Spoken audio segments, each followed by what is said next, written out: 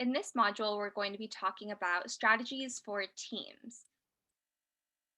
By the end of the module, we hope that you will be able to understand the value and implementation of intentional and organized communication amongst therapy teams, as well as understand how to implement tools for supporting communication and collaboration in practice. Every day, I'm sure that you work with many other professionals that have many moving parts for each individual child. You probably work with many teachers, paraeducators, maybe some PTs, SLPs, OTs, or other personnel within the school environment. To best advocate and care for our kids who have experienced trauma and provide trauma informed care, it's so important that each member of the team is on the same page. This starts with having a conversation. It's helpful if each person on the team is aware of common and known facts about each child and their situation. This means sharing relevant information that you know, noting and synthesizing information you learn from others, and asking good questions of each other to ensure that everyone is informed and up to speed. This sharing of information leads to being able to establish common goals for that child and specifically what each person can do to help that child in reaching those goals. Another component of collaboration that will be so important to the delivery of care for these kids is valuing each team member. This goes back to making everyone in the know and making sure that each member feels that their input and suggestions are valued and wanted within the team collaboration process. This shared concept of valuing one another will encourage people on the team to share more and ultimately give the child the best opportunity for high quality trauma informed care. A huge component to collaboration is how we are communicating with one another. When we over communicate, although it may feel redundant to us at times, it ensures that nothing gets left unsaid and the child has the best chance to receive support from the entire team. The best way to ensure that this communication takes place is to establish opportunities for this communication to happen. This could look like a weekly meeting with involved staff, including the teachers, to discuss the progress of the child. So you could talk about concerns and goals. But the communication can be catered around what best fits within your specific school, team, and schedule. Something important to help with the efficiency and flow of these sessions is to be organized and intentional.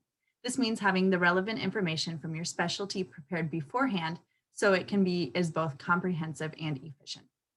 A potential meeting outline could go as follows. First, you could start the session with reminders of what trauma-informed care entails. Then you could discuss the current strengths, challenges, and barriers for the child from the perspective of each specialty. It's really valuable to review the child's strengths specifically.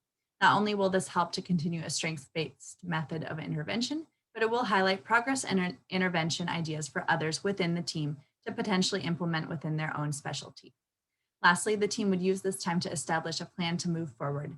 This could cover who is addressing what in the future.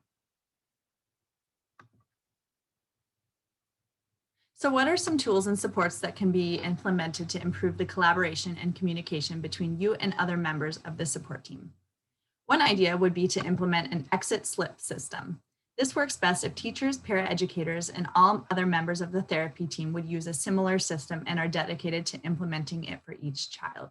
So the concept would be that each child returning to a classroom from an external therapy session could return with a short and sweet slip from the therapist relaying information to the teacher about the student's current state and what the child needs from the adult to best transition back into regular class.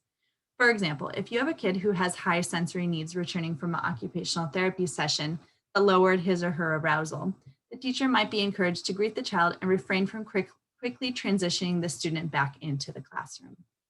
This documentation could be on a Google Doc for each child, or it could be through a messaging system like Slack, GroupMe, Microsoft Groups, or whatever system works best for your team.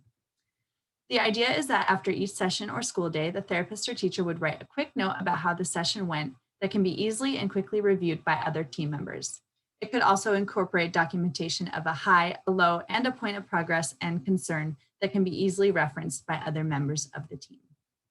This system would allow for better communication and increased awareness of the child's needs for the entire team, as well as include the teachers and paraeducators more intentionally within the scope of treatment and overall function for the child. So in this module, we talked about strategies for teams, and in module 8, we will talk about classroom accommodations.